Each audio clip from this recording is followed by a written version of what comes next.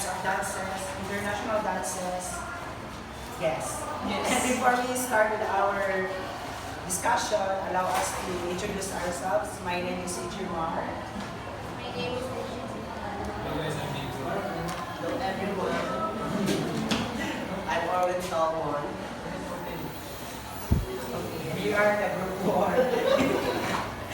And today we're going to discuss 3 international dances coming from 2 countries.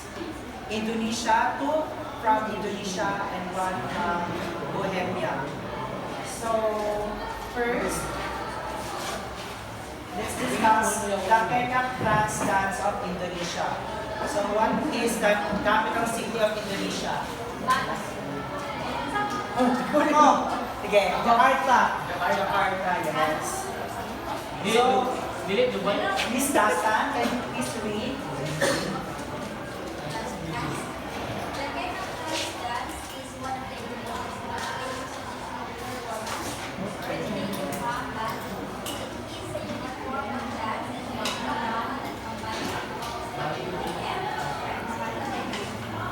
So, the Kecap Trans dance of Indonesia is meron siyang mga pinoportray na story, and also it is traditional performances in Indonesia. Sa Pilipinas, meron tayong mga different types of dances such as tinikling, ano po mga dances, cariñosa. Sa kanila, ang Kecap Trans dance is isa siya sa mga traditional dances na kanilang ginagawa para portray yung story.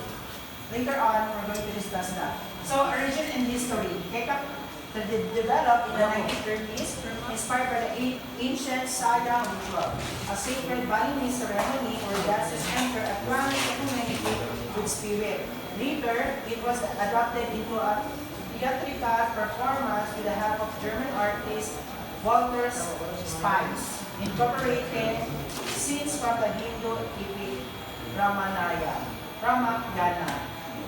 So, sabi ko nga kanina, yung Kecap dance of Indonesia is, meron siya pinoportray na the story, which is, kasali na dun yung spiritual.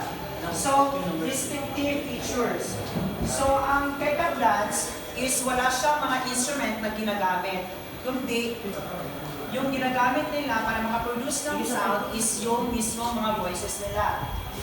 Kagaya nito, ka.